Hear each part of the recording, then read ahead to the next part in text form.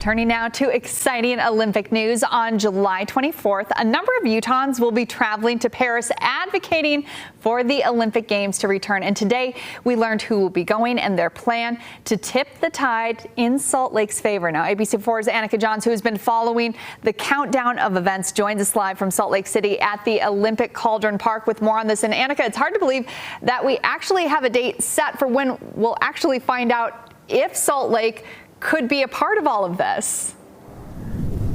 That's exactly right, Courtney. It's been an exciting couple days, exciting few months and weeks. And today, our countdown has officially started. And in just a few short weeks, like you said, we'll know if the Olympics will come back here to Utah. And in preparation, Olympic officials, a couple familiar governmental faces, and athletes are all preparing to find out and make their way to Paris to advocate for the Games returns so they can make their home right here in Utah for the second time.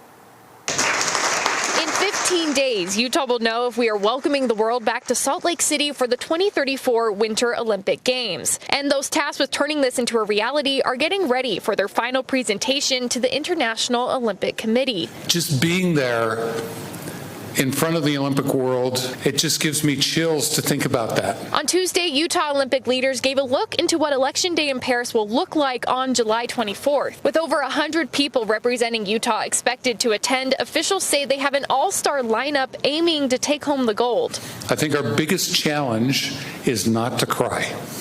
Because sometimes when I see this imagery and I hear other people speak about it, it just tugs at my heart. Those among the team planning to travel to Paris include Governor Spencer Cox, Salt Lake City Mayor Aaron Mendenhall, President and CEO of Salt Lake City 2034, Fraser Bullock, Gene Sykes with the United States Olympic and Paralympic Committee, and a handful of past, current, and future Olympians. This Utah community, and specifically the state-of-the-art facilities that we have here, was the game changer for my career. Salt Lake City is the home of the fastest ice on earth, and asking all the other speed skaters from around the world, this is where they look forward to coming to. The presentation will include an overview of the state's plans for the Olympics, including their goals of finding ways to elevate the world of sports, its athletes, and the communities that surround them in ways never done before. And our vision is centered around the word elevate.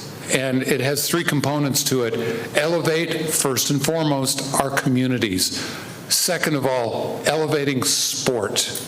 And then third is elevating the games experience. Nothing is guaranteed, but officials believe the odds are in Utah's favor. Through a combination of state-of-the-art venues, great locations, and a passion for the games, leaders say it's all but official. We're going to speak from the heart because Utah loves the games.